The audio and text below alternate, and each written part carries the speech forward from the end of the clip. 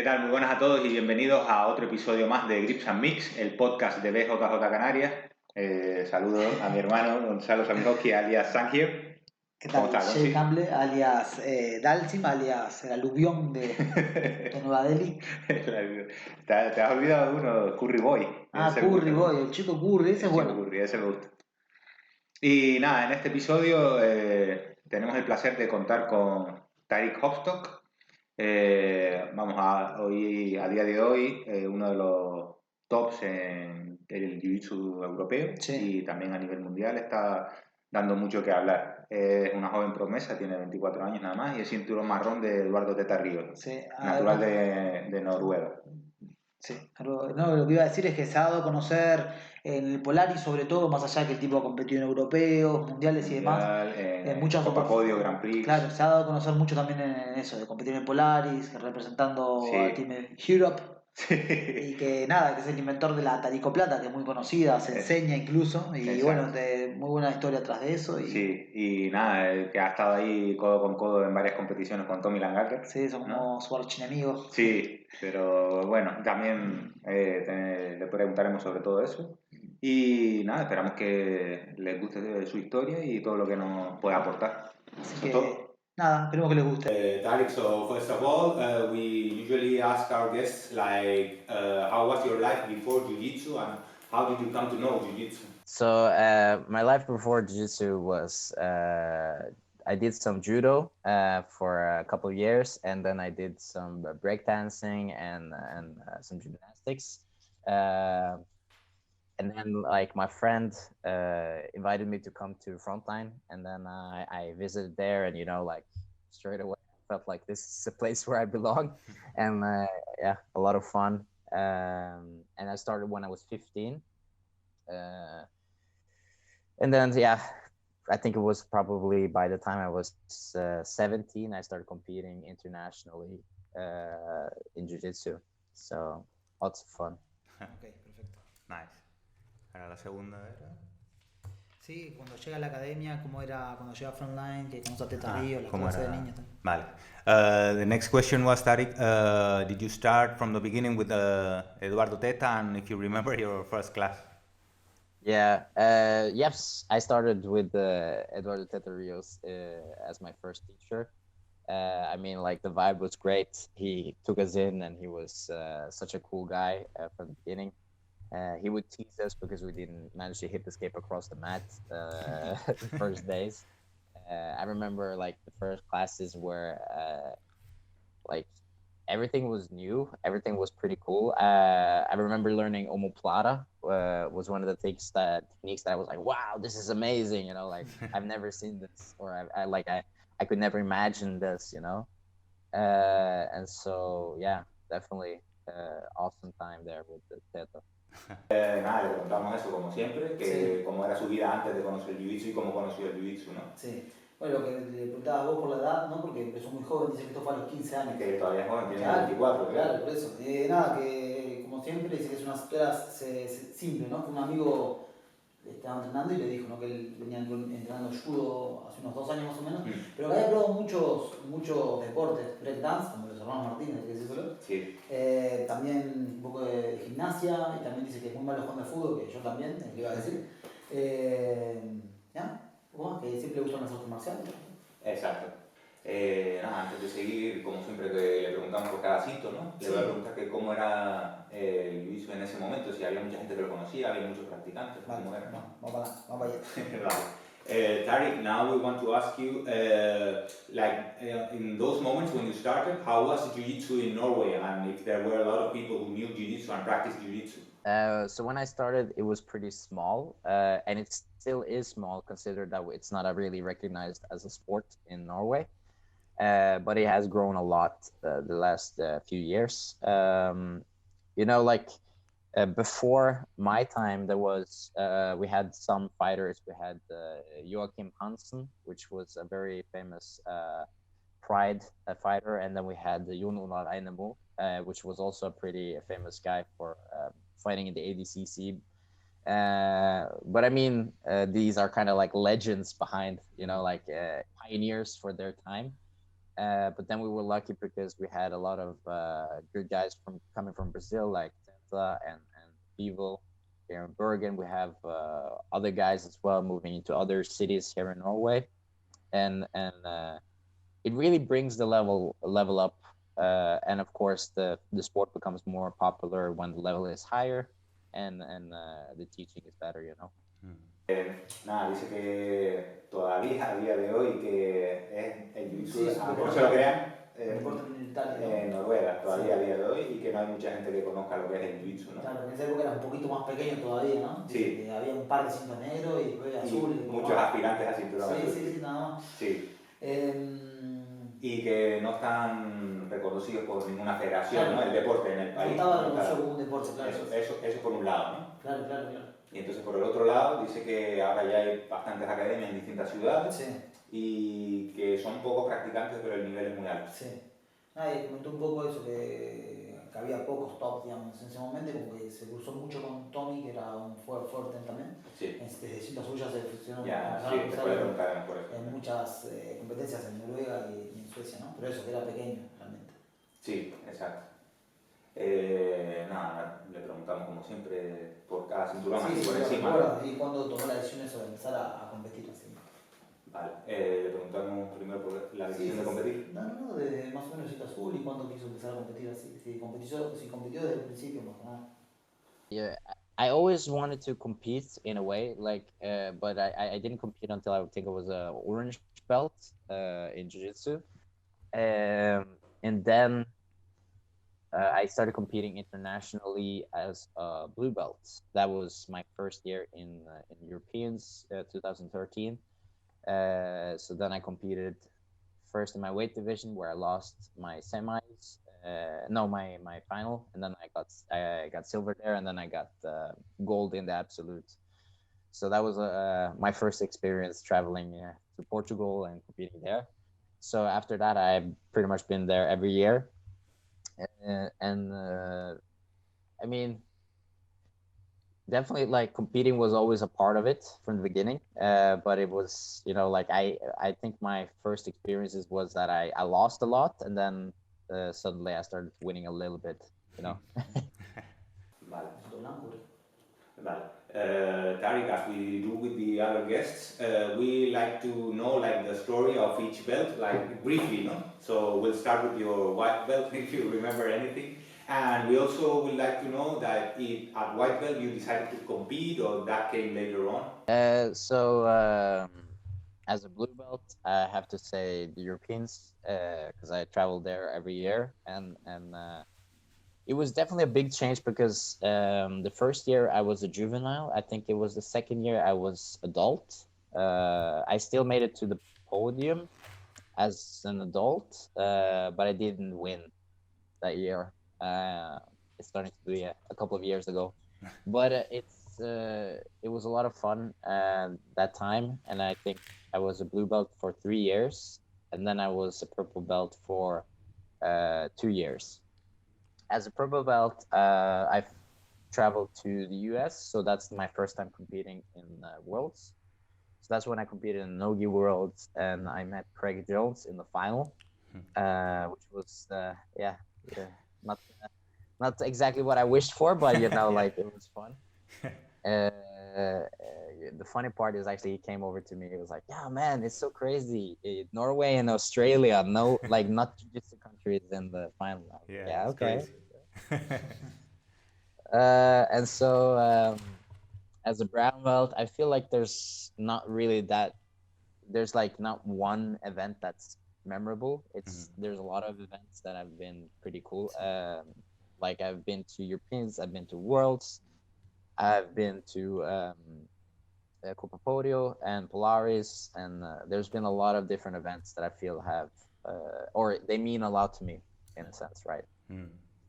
Nada, él dice que en blanco que no compitió, y que en la primera vez que compitió... Claro, que le pasa, claro, él tenía 15, el cinto azul se puede a los 16, él pilló los cintos de niños, amarillo y naranja, que se de los 15. Exacto. Entonces, claro, pasa mucho eso, ¿no? Entonces, cuando él pasó a blanco tuvo poco tiempo, porque la diferencia entre naranja y azul es poca, tuvo un año y medio en azul, un año y medio blanco, perdón, hasta agarrar el azul, y que ahí fue cuando empezó a plantearse de competir internacionalmente, que fue cuando fue al europeo. Al europeo, en 2013, Sí. ¿no? Que dice que perdió la final en su peso, pero que ganó, ganó el absoluto, ¿no? En absoluto, que es raro, Sí. además una persona bastante ligera. Es verdad. Bueno, contó un poco que eso, que tuvo 3 años en azul, 2 en morado y que lleva unos 3 años en marrón. Exacto. Dice que en cinturón azul, que la competición así que más recuerda claro, la primera vez que compitió en el europeo. Como ser la primera vez en el europeo fue algo importante, ¿no? Claro, aunque él recalcó que compitió cada año en el europeo, en azul. Sí. Pero la primera vez que... Después compitió en todos los cintos en el europeo, claro. Sí. Después habló del morado, que fue el primer mundial, creo que digo no vi, Sí. contó que se encontró con Creyons en La la final. final. Sí. Y nada, habló ahora que en el marrón cuenta que fue el europeo, que fue el mundial y ya empezó a tener cierto nombre porque va a eventos de Polaris y demás, que ya le cuesta más decidirse cuál cree que fue mejor, ¿no? Sí, sí, sí. Y eso que sí, Polaris, Copa Podio también, Sí, ¿no? claro. Que compitió, Sí. es una competición muy grande. Sí. Entonces que no, dice que cada una tiene su valor. Exacto. Claro. Vale, yo estuve mirando que él también se ha sacado hace poco el máster en educación física, entonces le quiero preguntar cómo compagina. Y si se contará otra vez de si se estaba dedicando de lleno, intentaba hilar todo, ¿entendés? ¿Cómo hizo si se estaba dedicando de pleno a entrenar jiu-jitsu a sacarse el estudio? Vale. Tarik, we also know that you recently got your master's in physical education. It's not an easy task, so how did you manage to not just compete jiu-jitsu, but being in the highest level and getting your bachelor's? It's all about like scheduling your time, knowing when you should work, when you should be doing things, and like sometimes you have to be smart about it. Like for example, I would travel, and when you travel, you have a lot of time when you're sitting on the plane, on the bus, on the train, whatever it is. And you could always bring your laptop or your book with you and start reading and working there. So I think it's more about just making the time for it and trying to balance it out. You know, if you know you have a big paper coming up and you're going to compete, then you have to just write that paper fast or do it like before when it really matters. You know. So it's all about that, and I think there's a lot of people who are starting to like study besides doing their sports, and I think that's a good thing because in a way, like my degree, like my bachelor's degree, does have a lot to do with what I already do. Physical education has been very complementary to my training, so I learned how to create a training schedule for myself, and like including strength and including conditioning and all of that. A lot of rehab, all this, and the physiology behind it, you know. So I think it's definitely a good thing to study beside doing jiu-jitsu. Nada, él dice que, claro, yo no quería que se sacó el máster, pero él dice que no, que es la licenciatura en educación física, ¿no? Este verano. Nada, hablaba sobre todo eso, ¿no? De buscar un balance entre lo que era su carrera deportiva y el estudio, ¿no? Hablaba que lo bueno es una buena organización y tener un buen organigrama, digamos, una buena organización. Básicamente dijo lo que todos sabemos, pero que es más difícil hacerlo que decirlo. Sí, claro, tal cual. Sí. Decía eso, ¿no? Pues tener buena organización y contaba eso, cuando tenía un viaje largo o si iba a Estados Unidos, aprovechar de dejar hecho todo lo máximo posible antes de irse, aprovechar todos los momentos que la gente dormía en el avión y se ponía a estudiar, aprovechar cada momento, ¿no? Sí. Eso, encontraba momentos, quiero decir, para hacerlo. Sí, y después, nada, saber un poco de la similitud, ¿no? Entre sí, lo que estudiaba claro, lo que ha estudiado, dice que toda la fisiología o la parte de la ciencia y eso que está en su carrera, pues le ha servido para aplicarlo en jiu-jitsu. Él, ahora le preguntaré un poco más en detalle, pero él se hace su propia rutina de fuerza, cómo entrenar jiu-jitsu, cómo adaptarlo, que le ha servido para, al final, para mejorar el jiu-jitsu, aprender un poco más de sí mismo, ¿no? Claro, sacó todo el lado positivo. Entonces, nada, le voy a preguntar si él mismo se hace sus entrenamientos de física, la parte física, o se lleva a alguien. Sí, cómo lleva toda la parte física para estar bien, para competir. Eso. Tarik, we want to ask you, nowadays you complement jiu-jitsu just with strength training or anything else, and if you plan your trainings yourself, or does you have a different coach, or how does it go, that part? So I always plan my strength training according to my competitions and how it's going to look forward towards the competition. And so yes, I do it myself, I guess. I do get a lot of help though. I ask a lot of people for questions, and I have very little knowledge about nutrition, right? So sometimes if I don't know what's best, I will just ask the guys who are nutritionists, and they'll tell me okay, this. But it's more about building your body solid so that you have the tools to train hard when you have to train hard. So in the beginning, it's not so much jiu-jitsu. Maybe you're training a lot of technique, but not a lot of hard sparring. And that's the perfect time to start building your strength up, and then slowly you're going to gradually add more weight on the strength training, and it's going to be more load but less repetitions, and then later on it's going to be more explosive as closer we come to the competition. In the end, it's less strength but more jiu-jitsu, right? So I would say in the beginning it's almost like 50-50, but towards the end it's 90-10% basically. Okay. Towards 10% strength training. Because when you're going from, let's say you have a weekend to weekend competitions, and you have 1 week to rest in between, you're not going to do a lot of strength. You're just going to move your body and make sure that everything is there in the right place, and then you're ready to go to the next one, right? So you're just maintaining at that point. The thing about him is he's a light guy, so he has a very rooster kind of technique and jiu-jitsu style. So before I moved to Bergen and to train with him, I didn't really train that much. Berimbolo, 50-50, crab ride, all these kind of, I should say, small people jiu-jitsu techniques. Yes. And so coming from Teta, who has a very solid base, almost a little bit of a traditional style with the takedowns and passing, and a little bit more of a smashing style. It has given me a lot to come here and train with Andre Calvaro here, namely because then suddenly you broaden your perspective a lot more. And the thing is, I feel when I go the open weight classes, it's going to be hard for me to smash people there, and then suddenly you have to be the small guy. You have to fight like you're a small guy. Even though you're a middleweight, you're still going to be a lot smaller than everybody else, So yeah, definitely such a pleasure to train here with Andre Carvalho.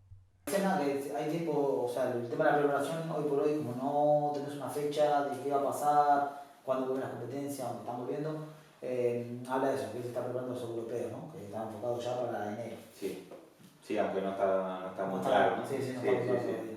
Y entonces, hablaba un poco de periodizar los entrenamientos y alternar la preparación de fuerza con jiu-jitsu, ¿no? Sí. A medida que se iba acercando más la competición, se enfocaba más en jiu-jitsu. Sí. Y la parte de fuerza también lo que comentó, que mientras más lejos está de la competición, lo que hace es que aumenta la carga y disminuye las repeticiones. Claro. Y a medida que se va acercando la competición, se centra más en la explosividad, claro, en trabajar la explosividad. Claro, baja peso y aumenta repeticiones. Claro. Exacto. Hablaba que le preguntamos, dice que tiene la suerte de tener a Andrés Carvalho, que se ayuda también con el tema de planificar. Sí, todo. Ahí en Bergen. Sí, que es muy técnico. Muy técnico. Y habló un poco también de cómo enfoca la clase de competición de Jiu-Jitsu, luego de la parte táctica, que es algo que no se suele hablar mucho, ¿no? De no enfocarse más allá de que sí, claro, hacen específico, técnico, lo que sea, que se enfocan más en las cosas como si salgo del tatami cuando tengo la espalda, que tenés que dar solo los 2 puntos, pero que si lo hacen en el medio tal, dan los 4 puntos. Habla de la parte táctica, que son algo que lo hacen solamente en la clase de competición. Exacto. Enfocado a competición. Que eso también se debería trabajar, ¿no? Porque al final tienes que conocer las reglas, claro, y en base a las claro. reglas tú tienes más posibilidades de ganar.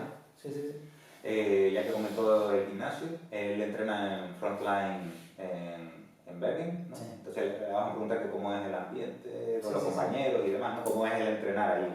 Sí. Y creo que también reciben mucha gente de fuera, ahora con el coronavirus, ¿no? Pero que recibían mucha gente que venía a entrenar desde otros países, ¿no? Sí. Le voy a preguntar un poquito por eso. Vale.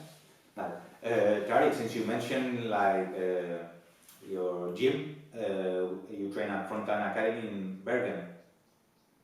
Yeah, so we just want to ask you like how is it like training there and your teammates and everything. And we believe also, at least before the coronavirus, like a lot of people from different countries came to train at your academy, no? So how is that for you guys? I started training in Oslo at the headquarters there, and so I moved to Bergen 3 years ago to study, live with my girlfriend, and to be an instructor at the Frontline Academy Bergen here. And I mean, the club here is a lot younger for the Frontline here. So the level isn't as high as it is in Oslo for sure, because we have a lot more black belts in Oslo naturally. And so I usually would travel to Oslo to get some good rounds and good training before competitions and all of that. And I would travel quite often, but during the pandemic, it has been a little bit different. So I've only been there like once now before Polaris. And of course, I get good training here as well. But I mean, like I have few solid training partners compared to in Oslo. You have maybe 15 solid training partners that are going to push you, and you know it's going to be rough rounds every round, you know. And so it's just a matter of just planning ahead and then yeah, moving back and forth. Vale, él empezó originariamente en Oslo, Sí.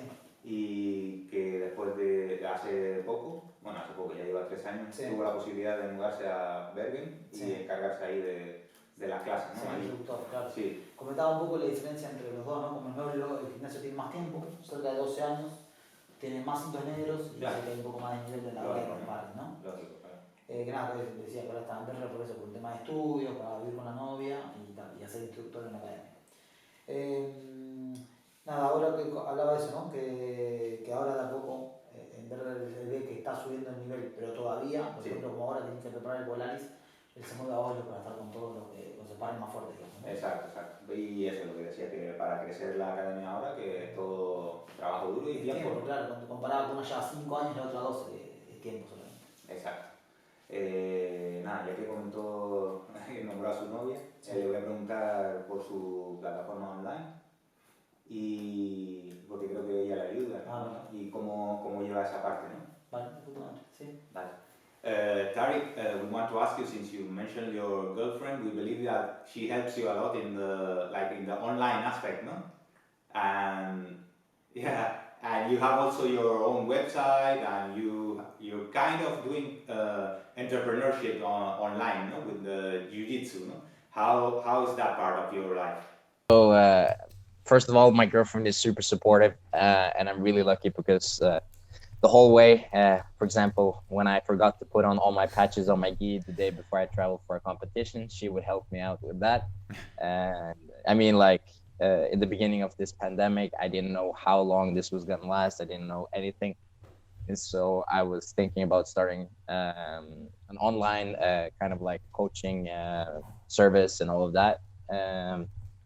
And so I had to use my girlfriend to show the techniques and do everything and film everything. And yeah, no, she's been through a lot, but yeah, it's worth it. At least I think it's worth it. And so it's been I don't know, it's been a difficult time for jiu-jitsu, and we had to think new, we had to think different. And I think starting this YouTube channel helped me a lot to promote me as a teacher and not just as an athlete. And so recently I had the pleasure of traveling to Sweden to do 5 seminars in 1 week. And so that was pretty nice. And I don't think that would have happened without having the YouTube out there and the stuff to promote me, and so that people know that, oh, this guy can actually teach as well. And so yeah, definitely a lot of fun to make a page and a YouTube. challenge. Awesome, man. Awesome. Ok, vamos a traducir esto. Sí. Nada, le habíamos preguntado eso, ¿no? Sí, ¿qué papel tenía la novia en toda la página web? Porque vos sabías que ella la ayudaba mucho. Sí. Y dice eso, ¿no? Coincide, el apoyo al 100%, que incluso están cosas tan pequeñas como, se mirá, que tenés un torneo, tenés los parches de los sponsors, tal, le ayuda con esas cosas. Sí, mismo. sí, estaba pendiente de todo, ¿no? Sí, y nada, que dado la situación, la pandemia, él decidió, como son tiempos difíciles, ¿no? Para el jiu-jitsu, él decide eso, de hacer una página web donde mostrar seminarios y ahí donde la novia le da la ayuda, ¿no? Sí, la coge de buque, ¿no? Para, Sí. para hacer todas las técnicas y Sí, todas sí. las demostraciones. Y también decía eso, que con el canal de YouTube Sí. también le ha servido para promocionarse como profesor. Sí. Que la gente vea que también está capacitado para dar clases, ¿no? Sí, y nada, que eso, que viene de tener un seminario en Suecia, 5 seminarios en una semana, y que dice que él cree que es gracias a la promoción que tuvo en ese aspecto, como decís vos en el canal de YouTube, ¿no? Exacto. Pondremos todos los enlaces en la descripción Sí, para sí, que sí. si tienen más curiosidad por ver Sí. todo eso, pues lo vean, De ¿no? puta madre. Vale, pregunta indispensable. Pregunta obligada Obligada. es comentarle eso, ¿no? De su técnica de cuando alguien tiene un signature, ¿no? O sea, cómo lo crea, de dónde viene la idea, si es de la Mar del Plata, si sabiendo que va a competir y que la gente se espera que se lo haga, incluso en posiciones que uno no sabe que se puede hacer, incluso en no-gi, Claro. eso, y lo hace igual, ¿qué siente? Claro. Okay, Tarik, I guess all the people have asked you this question and we have to ask it as well. How did you come up with the Tarico Plata and how is it like to have a technique with your name? And when you go to competition, like your opponents, they know you're gonna do that technique and they still can't avoid it and you get the submission. So how is that? First of all, in a way, like it's not like I invented it. It's more like I discovered it. That's how I feel it, right? And I feel it's something that's been there, but it's never been systemized and it's never been really fully understood. And so, of course, thanks from all the black belts and all the people in my academy, because in the end, it's kind of like a puzzle piece. You kind of get all bits and pieces from everybody, and then you're like, oh, what do you think about this? Does this work? No, but maybe you should try this, you know? And then when you get all those small pieces from everybody, and you really try and fail multiple times, that's when you can kind of refine this technique, you know? And still to this day, like when I have seminars, if it go, like from last year to this year, I've changed a lot in my seminars when I teach the Tarik Plata. So I changed the details. I changed the focus. I have to kind of like fix it so that it's the best for the student, and also it's easier to teach away, you know? So there's a lot of the mechanics that comes easier later on as you understand it more and more. I think having it named after myself was super good for my branding and super good for promotion again, because it kind of just it gives me more work or more people basically. At the beginning, we didn't call it Tarik Plata, to be honest. We called it Gigolo Plata, and it was a joke, you know. It was a joke, and then we realized we couldn't call it that anymore. My friends were like, "Yeah, man, it's only you who do this, and you did it like 15 times at the Swedish Open, so it's Tarik Plata now." Okay. You know? And then to some degree, I guess I saw the advantages of taking the name and kind of just like accepting it, and so in a way, like humbly taking it, I'm happy to take it, you know. But in a sense, it's not just my work; it's my whole team's work. And of course, I was the lucky one to kind of like polish it and put it in there in competition. When I compete, of course, people know that I want to do it.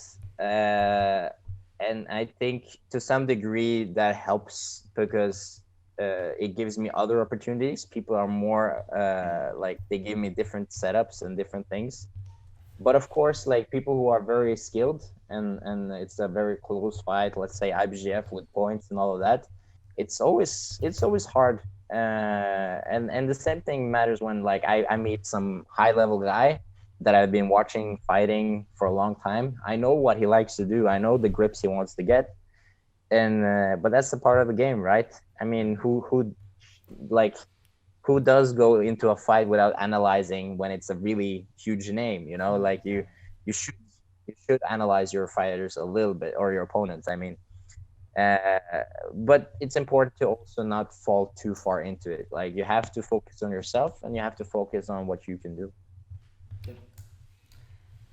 Awesome, man. Sí, dale, Sí, dale, sí, dale. sí. Vale, vale.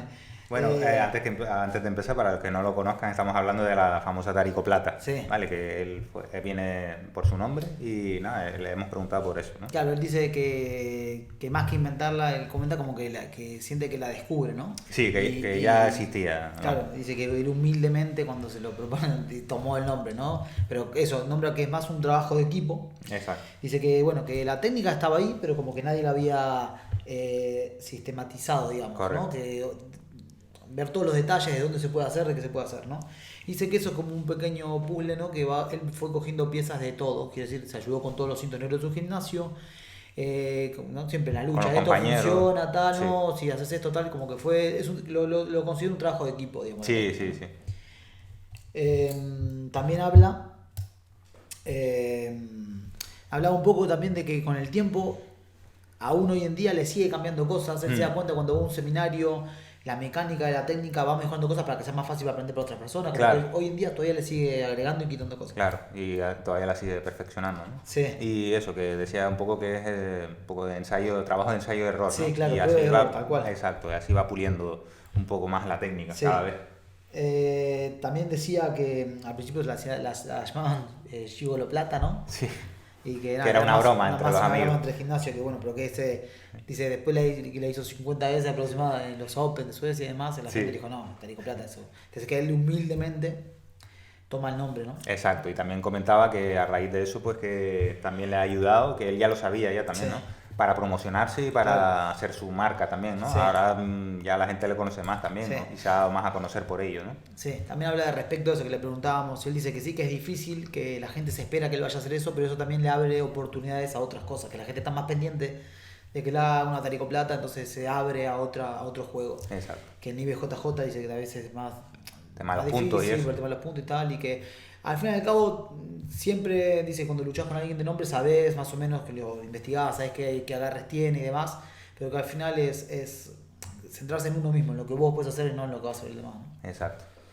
Y pues nada, le voy a preguntar, ya que él tiene también un buen juego de piernas, sí. Le vamos a preguntar por qué le parece el cambio en la IBJJF de las reglas, ¿no? El cinturón marrón, o sea que a él le afecta también. Claro. ¿No? Sí.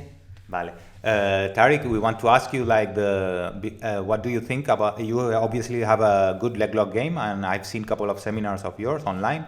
What do you think of the recent change that has done the IBJJF regarding leg locks in brown and black belts? So I think it's going to be a lot of fun. I've always been like, it's funny because we've always trained heel hooks and stuff at our gym, at the advanced courses, of course. We don't do it at the beginners courses. But in a sense, I have always had a better ankle lock than I had like any reaping technique. So when I fight people who are specialized in heel hooks, I still go for ankle locks, you know? And it's I don't know if it's just me who's strange, but I think with the new rules, it's going to be a little bit more, it's going to be really cool to see the leg entanglements, and it's going to be different, for example, in the 50-50 situations.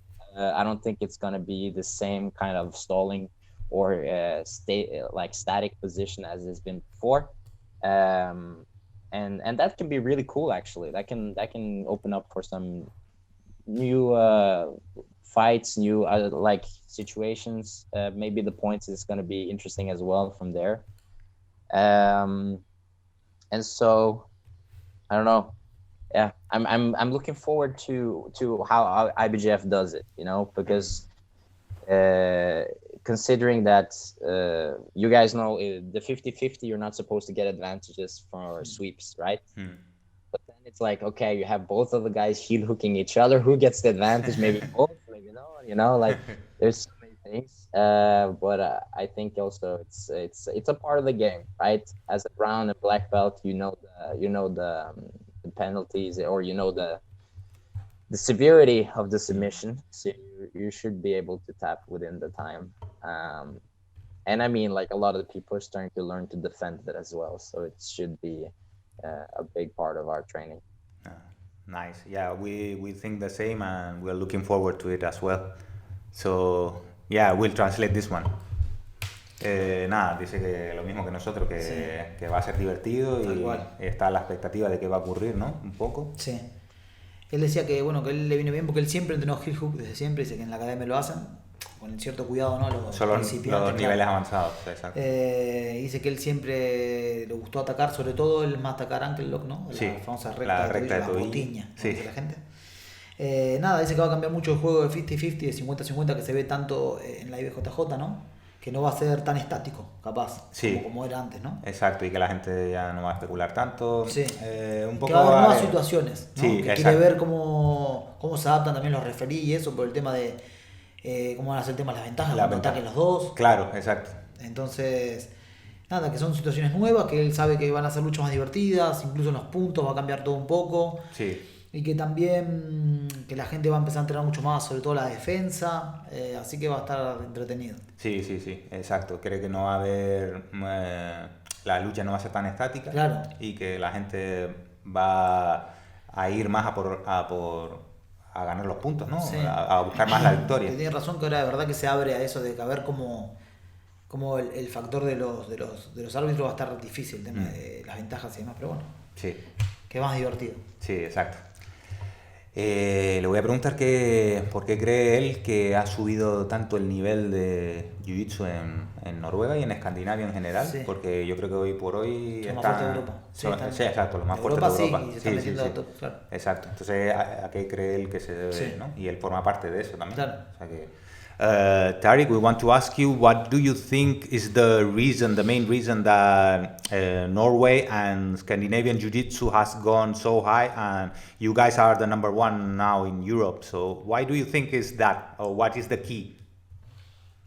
In a way, we're lucky because we have the people that came from Brazil. We have Teta, we have Fievel here in Bergen, we have a lot of different guys who came to Norway and started teaching, and in a way we had Tommy and Espen who traveled to AOJ. They were training there for a couple of years as well, and I think it's more about dedication, in a sense that we have a few athletes that dedicated a lot of time into the sport, but also because we have a very, I guess, innovative kind of approach to it. For some reason, all of us who are coming up now, we're not really doing the traditional jiu-jitsu. We try to do different things. We try to do new stuff, you know. And I think it's a big part of the game to keep evolving, keep creating new stuff, keep trying to advance, you know. And perhaps that's a big part of it. The reason why our level is getting higher and higher, but also I think it's the method of training that we have a very quality over quantity kind of method of training. At least from my experience when I traveled down to Haugesund as well, and I trained with the guys there, it's definitely about getting the most out of the training. Like, it's not about spending 4 hours, it's about spending 1.5 hours focused and knowing what you want to learn and knowing what you want to do, and then you can go home, rest, and then come back later, you know. Nice. So perhaps, maybe. Yeah. Do you think, I guess many people think about it, do you think the weather also counts or no? For sure. Like, you have less distractions.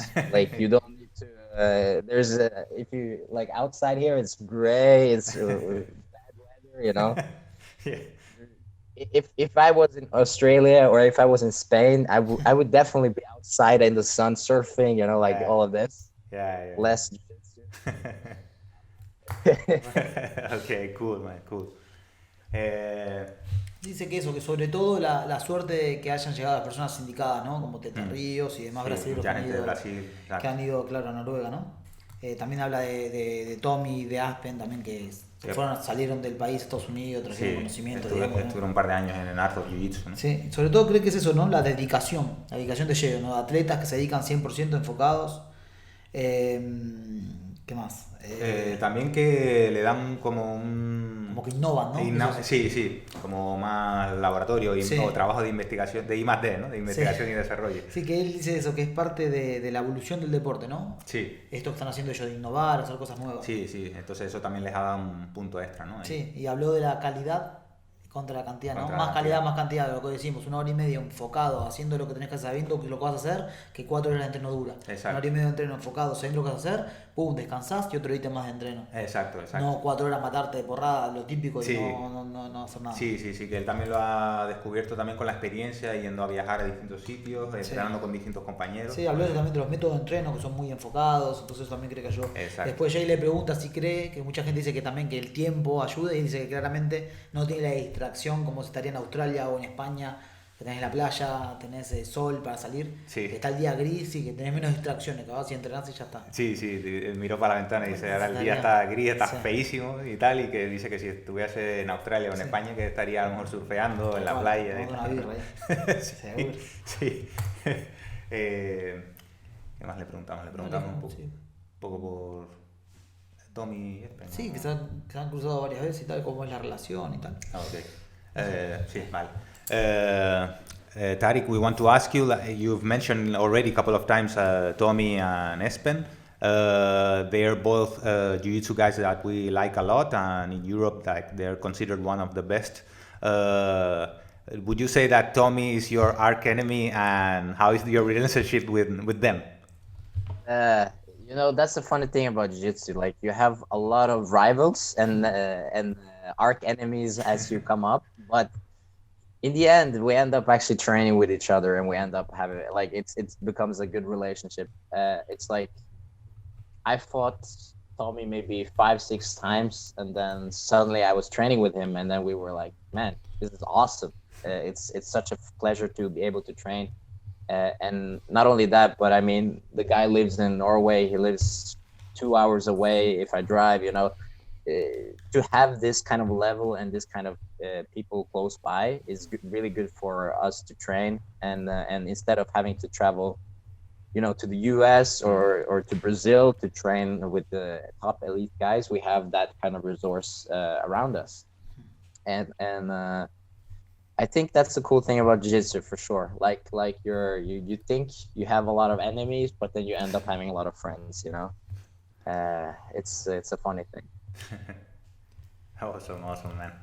Nada, dice que es una cosa graciosa el jiu-jitsu, ¿no? Pero que vas teniendo como muchos enemigos y muchos archienemigos por el camino, pero al final acaban siendo tus amigos, ¿no? Claro, habla de eso, de que se enfrentó como 5 o 6 veces, pero también son más las veces que han entrenado juntos.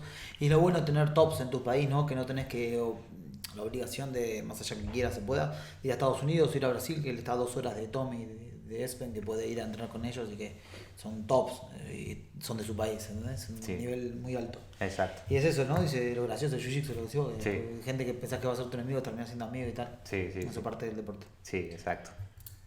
No sé, para terminar, que preguntarle sobre Polaris y ya nos diga la demás. ¿O? Vale. Sí, preguntamos, le decimos que ya para finalizar. Sí, que es la última, sí. Vale. Okay. Tarik, just to wrap it up, last question, how has been your experience in Polaris, like overall, and how was the experience of especially like competing in that type of rules? Yeah,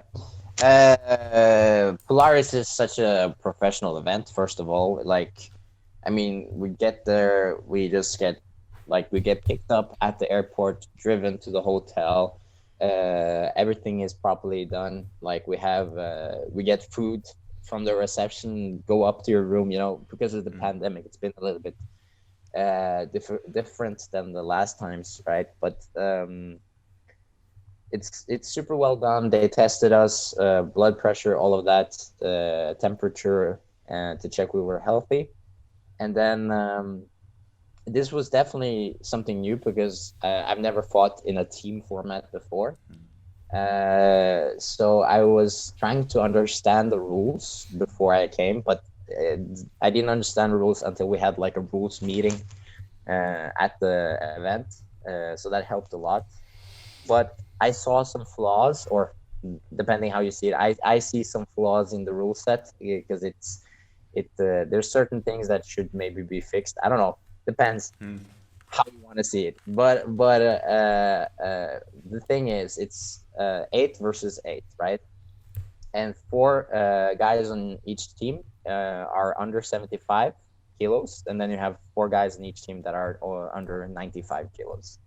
So you have big guys and you have small guys. And the thing is, if you submit the other team, you get a point, right?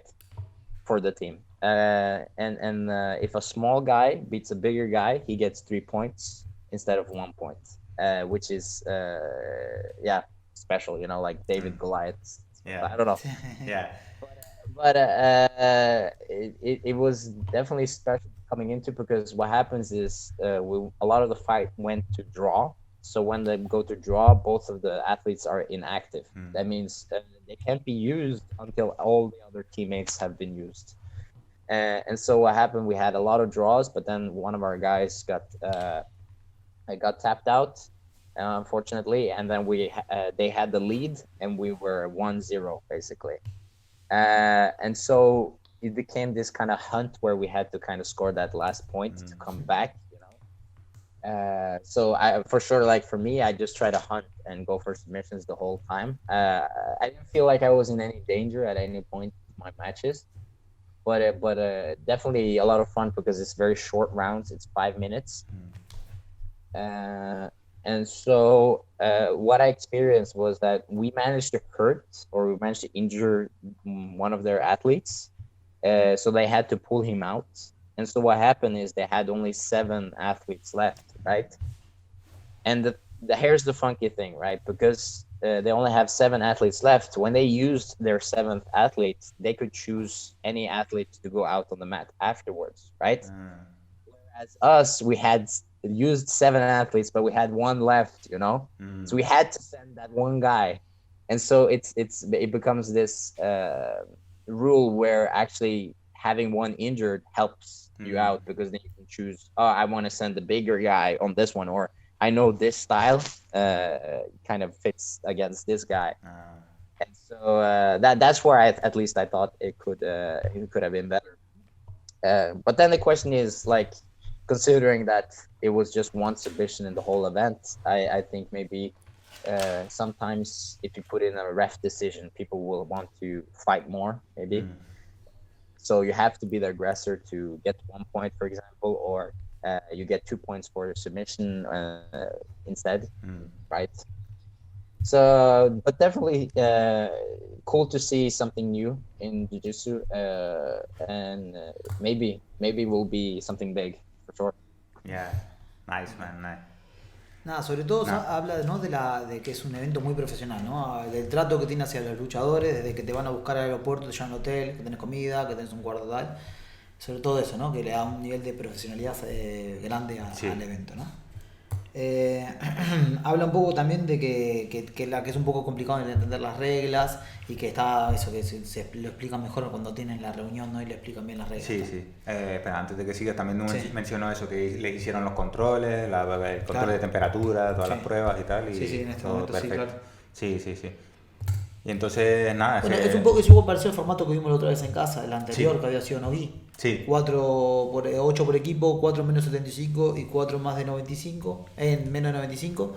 Y habla de eso, ¿no? Que dan un poco de esto de David contra Goliat, ¿no? O sea, que si el chico le gana al grande son 3 puntos, y en cambio una lucha normal es solo 1 punto. Claro, porque son 8 por equipo, 4 menos de 75 y 4... Exacto, claro. Entonces tienes a pesos ligeros y pesos pesados, ¿no? Sí, tiene un par de reglas bastante complicadas de entender, pero... Sí, entonces él decía eso, que le gusta mucho el formato y tal, pero que él a su parecer vio un par de fallos que a lo mejor se podrían mejorar, ¿no? Claro. Y entonces comentaba el El tema de eso, si el peso ligero gana al de peso pesado, pues en vez de tener un punto, pues son 3 puntos, ¿no? Sí. Si gana por finalización, si ninguno gana y la lucha empate, pues los dos se quedan como inactivos, se eliminan, ¿no? Por eso habla él de que cuando no hay una decisión arbitral de puntos, que la gente es un poco más especuladora, cuando hay puntos, que te estás empatado, te falta un punto, que la lucha debe ser mucho más agresiva, ¿no? Exacto. Entonces, por su parte, él intentará salir a buscar la finalización siempre. Sí, entonces lo que pasó con ellos fue que uno de los miembros de su equipo fue finalizado, entonces el otro equipo tenía como la delantera,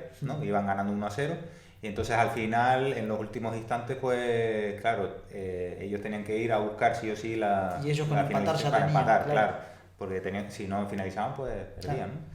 Y entonces lo que dices tú, que él iba directamente a la finalización, en ningún momento él se vio amenazado, ¿no? O en peligro. Y nada, lo que comenta respecto a los fallos de las reglas que él vio, por ejemplo, dice que uno de los atletas del otro equipo se lesionó. Entonces ellos tenían 7 y el equipo de Tarik tenía 8, ¿no? Y entonces lo que pasó es que debido a esa condición, en la última lucha, cuando se terminaban de competir todos los luchadores, pues el equipo que tenía 7 podía elegir en la última lucha quién podía luchar, mientras que ellos tenían que sacar al luchador que faltaba por luchar, ¿no? Entonces dice, claro, entonces de hecho el que se lesione un miembro de tu equipo es una ventaja, porque después tú decides qué luchador sacar en base a quién te toca, ¿no? Si este es más rápido, pues yo a lo mejor saco uno que es más pesado, que mete más presión, y tal, así. Es un formato nuevo, ¿no? Es bastante entretenido también. Exacto, y entonces nada, lo que comentabas tú, ¿no? Que se haya puntos se hace una lucha. Exacto, si dejan la decisión a mano de los árbitros tipo Fight to Win, creo que en Fight to Win se hace así, pues a lo mejor la gente sí iría un poco a buscar más la victoria, ¿no? Pero nada, él dice que que el formato le gusta y que es algo innovador en el mundo del jiu-jitsu y que con suerte se convertirá en algo grande, ¿no? Sí, tal cual. Bueno, los nombres ya están. Sí. Nada, entonces nada, sí, él quiere algo más que añadir, ¿no? Sí. Tarik, on our behalf, we have covered like most of the things we wanted to talk to you. Is there anything you want to add that we haven't talked about yet? Not that I know of. I think it's been a pleasure to have this talk with you guys, and I'd love to do it again. Thank you guys for having me, and big thanks and shout out to my sponsors. And if you guys want to check me out on Instagram, YouTube, or anywhere, I'm pretty much there. So just Tarik Bjj and you'll find me. So thank you guys. Cool. We'll put all the links of your social media and your website on the description of the video, so no worries about that. And thank you for doing this, man. We appreciate it a lot. Thank you guys. Thank you.